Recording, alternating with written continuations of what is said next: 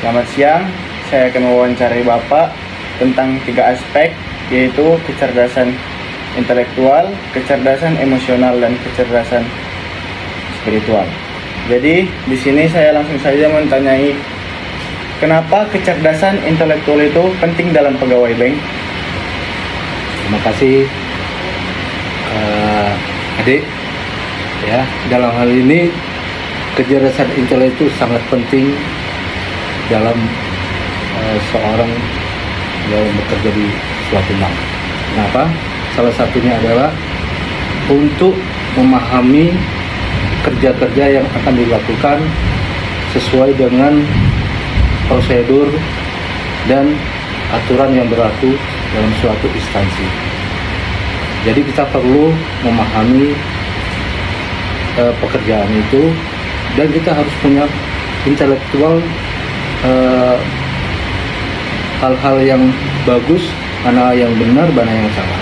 Jadi disitulah kita perlunya kecerdasan intelektual dalam memahami suatu pekerjaan di perusahaan, baik di bank ataupun di perusahaan yang lain. Dan bagaimana kecerdasan intelektual membantu pegawai bank dalam menyelesaikan masalah nasabah? Kecerdasan intelektual itu kan banyak hal untuk menyelesaikan. Salah satunya penyelesaian dalam masalah dengan nasabah. Di dalam pekerjaan itu ada beberapa hal yang harus diselesaikan dengan baik, dan ada juga dengan tidak baik tapi sesuai dengan aturannya. Nah, semua itu ada solusi. Salah satunya adalah kalau di perusahaan itu kan ada istilahnya prestasi dan wan prestasi. Nah, yang wan prestasi itu nasabah-nasabah yang tidak mentaati aturan yang ditentukan oleh bank. Misalnya dia tidak membayar pinjaman atau angsuran tidak tepat waktu. Nah, itu salah satu itu. Nah, kita sebagai pegawai bank mempunyai intelektual untuk melakukan hal-hal yang perlu dilakukan sesuai dengan aturan. Boleh saya tanyakan, bagaimana contoh situasi di bank yang membutuhkan kecerdasan intelektual? Banyak, di bank itu banyak contoh-contoh yang perlu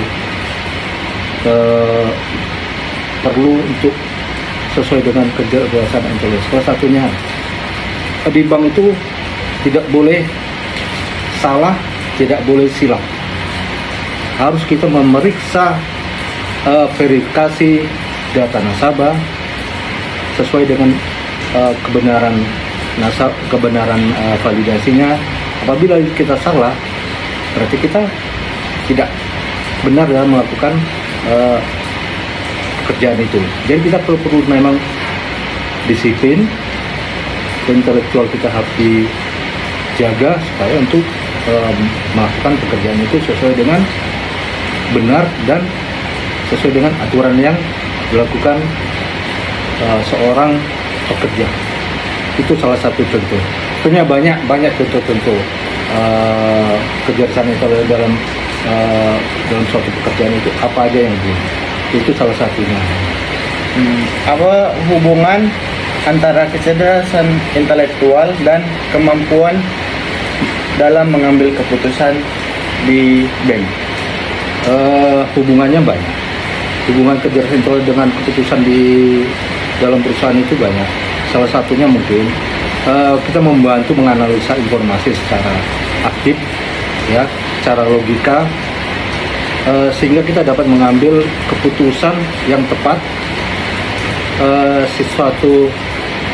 Misalnya contoh salah satu persetujuan kredit. Ya, tujuan kredit itu kita harus mengambil keputusan yang tepat supaya memang kredit itu dipergunakan dengan layak untuk membantu modal usahanya. Debitur itu salah satunya. Jadi kita harus mempunyai hubungan yang benar-benar yang bagus lah dengan suatu keputusan itu, benar-benar dengan tepat dan tidak salah. Bagaimana sih cara meningkatkan kecerdasan intelektual dalam pekerjaan bank? Oh, kalau di suatu pekerjaan di bank banyak, salah satunya adalah belajar sesuai dengan yang ditentukan oleh perusahaan. Aturan-aturan itu surat-surat yang kalau istilahnya surat edaran atau surat keputusan yang dari pusat itu harus kita pelajari, terupdate, harus kita pelajari satu-satu, point to point kita pelajari ya. Lalu hal-hal banyak itu, hukum, analisa kredit, penyelesaian pinjaman, lelang agunan, banyak yang harus kita belajar. Jadi harus kita update, belajar dalam hal pekerjaan kita supaya kita tetap bisa mengambil keputusan sesuai dengan yang ditentukan oleh perusahaan. Baik Pak, terima kasih atas pertanyaan tentang kecerdasan intelektual. Berikutnya saya akan menanyakan tentang kecerdasan emosional. Baik Pak, mengapa kecerdasan emosional itu penting bagi pegawai bank? Sangat penting. Kenapa gitu? Secara naluri manusia itu punya emosional yang besar. Kita menghadapi suatu pekerjaan itu kan, kalau kita menghadapi suatu pekerjaan, apalagi ada permasalahan di bank, kalau kita emosional yang tinggi, itu tidak bisa menyelesaikan masalah. Jadi kecerdasan emosional itu penting, bisa menganalisa sesuatu permasalahan untuk meredakan, menyelesaikan masalah. Jadi emosional itu penting dalam suatu pekerjaan. Semua pekerjaan itu apapun punya emosional yang bisa harus dikendalikan untuk menyelesaikan masalah. Jadi sangat penting dalam penyelesaian suatu masalah. Bagaimana pengaruh dari kecerdasan emosional terhadap pelayanan kepada nasabah, Pak? Pengaruhnya sangat besar. Ibarat pelayanan itu ibarat kita menerima orang, tamu di rumah kita sendiri. Jadi nasabah itulah kita ibaratkan tamu atau saudara kita yang datang ke rumah kita. Jadi pelayanan emosional itu sangat penting. Kenapa? Kita harus di bank itu harus pelayanan itu satu, senyum, ramah, tepat dan akurat. Nah, kita bisa melakukan pelayanan dengan baik. Kita harus senyum dengan nasabah, ramah dengan nasabahnya, tepat dalam melakukan kegiatan terhadap nasabahnya, akurat. Akurat ini berarti harus uang itu harus tepat dan tidak harus pas, tidak boleh salah dalam melakukan kegiatan. Itu namanya harus dalam pekerjaan itu harus punya pelayanan yang baik, pelayanan yang ramah, senyum dan empati terhadap nasabahnya.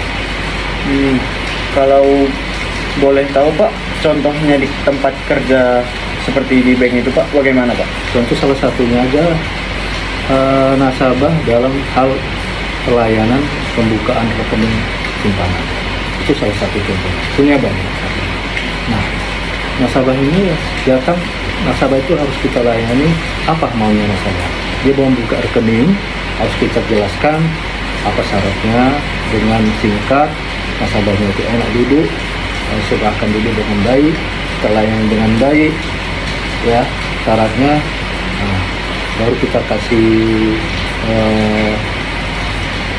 contoh-contoh fasilitasnya rekening ini untuk apa, nanti kita kasih fasilitasnya ini untuk apa, dan kemudahan fasilitas itu untuk kebutuhan nasabah. Itu salah satunya. Harus pelayanan dengan baik. Contohnya pembukaan rekening saja. Itu salah contohnya harus pelayanan kita harus dengan baik dan benar dan ramah.